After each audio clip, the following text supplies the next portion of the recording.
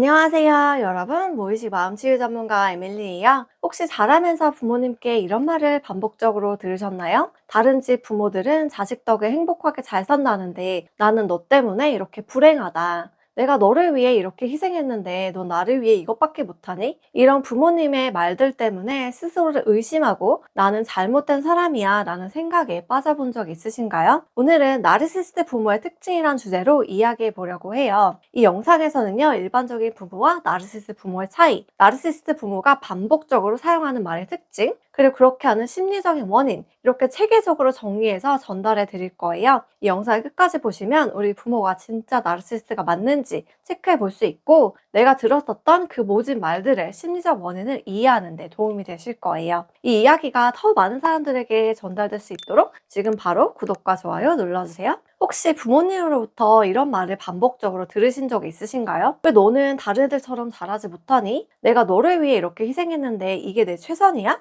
너는 왜 이렇게 멍청하니? 이런 말들은 부모라면 순간적으로 할 수 있어요. 하지만 나르시스트 부모는 이런 말들을 특정 방식으로 반복적으로 의도를 가지고 사용한다는 점에서 일반적인 부모와 차이가 있습니다. 또 일반적인 부모가 이런 말을 할 때는 순간적인 감정으로 일회성일 확률이 높아요. 또 그 말에 저희는 자녀의 성장을 위한 의도로 실수를 지적해서 자녀가 더 나아지길 바라는 마음으로 사랑이 깔려 있어요. 물론 이 말이 옳은 방식이라는 건 아니에요. 하지만 또 그렇게 못된 말을 하고 나서는 부모님 스스로도 마음이 안 좋아져서 금방 자녀를 위로하거나 사랑을 주면서 관계를 회복하기 위해 노력하죠. 하지만 나르시스트 부모는요, 이런 말의 반복성과 패턴이 있어요. 이런 비판적인 말을 반복적으로 의도적으로 사용하면서 자녀를 지속적으로 깎아내려요. 이건 단순히 훈육이 아니라 자녀의 자존감을 통제하거나 약화시키려는 행동이에요. 나르시스트 부모가 자주 사용하는 말은 지금부터 말씀드릴 5가지의 특정 패턴을 보입니다. 첫 번째는 자신의 성취를 자신의 공로로 돌리기예요. 나르시스트 부모는 자녀의 성취를 인정하기보다는 그 성취를 자신의 공로로 치환합니다. 예를 들어, 이건 다 내가 너를 잘 키워서야. 내가 없었으면 너가 이런 결과를 얻을 수나 있었겠니? 겉으로는 칭찬 같아 보이지만 결국은 부모의 희생과 공로를 강조하는 말이죠. 또 자녀는 이런 말을 계속 반복적으로 들으면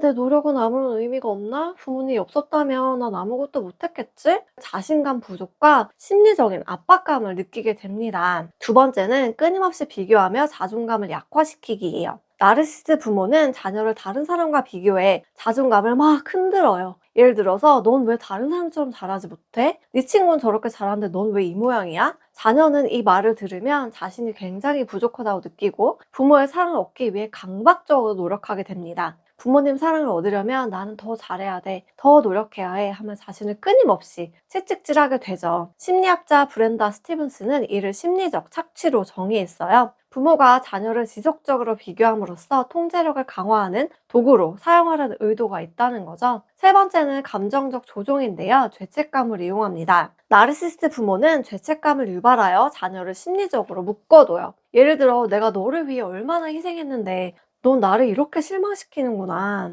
넌 나를 사랑하지 않으니까 이런 선택을 하지. 넌 내가 불쌍하지도 않니? 자녀는 이런 말을 듣고 내가 부모님께 상처를 주는 나쁜 사람이구나. 내 행복을 위해 선택한 건 잘못된 행동이구나 라는 생각을 하게 돼요. 이렇게 부모가 자녀의 죄책감을 유발해 자율성을 제한하려는 의도가 깔려 있어요. 네 번째, 극단적인 이중성으로 겉과 속이 다른 태도를 보입니다. 나르시스트 부모는 남들 앞에선 자녀를 지나치게 칭찬해요. 예를 들어, 우리 애는 정말 똑똑하고 알아서 뭐든지 다 잘해요. 얼마나 예쁜지 몰라요. 그러나 집에서는 정반대의 태도를 보이며 자녀를 비난합니다. 너는 왜 항상 나아지질 않니? 네가 이렇게 하면 동네 창피해서 어디 얼굴 들고 다니겠니? 자녀는 이런 상반된 피드백 속에서 곤란을 느끼고 나는 도대체 어떤 사람일까?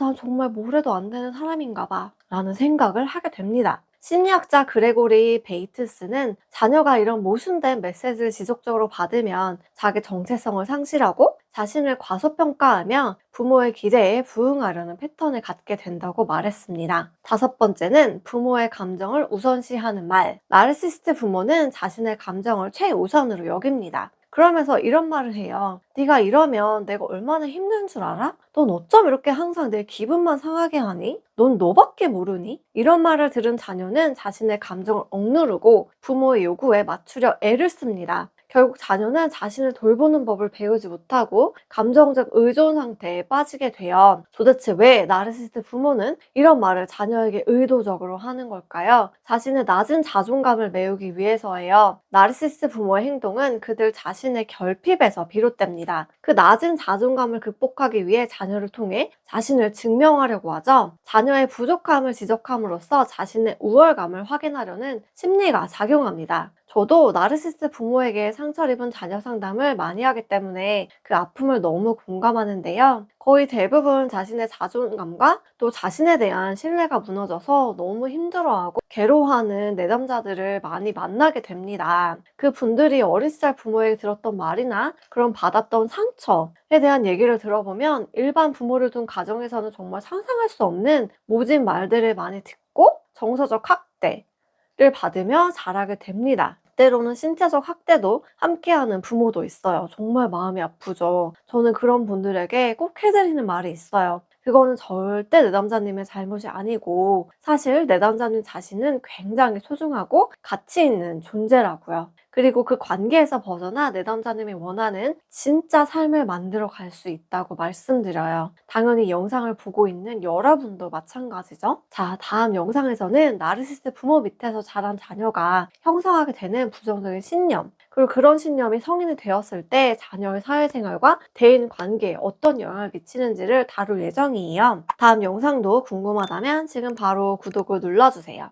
여러분은 여러분 자체로 충분히 소중하고 가치 있는 존재입니다. 다음 영상에서 또 만나요. 안녕.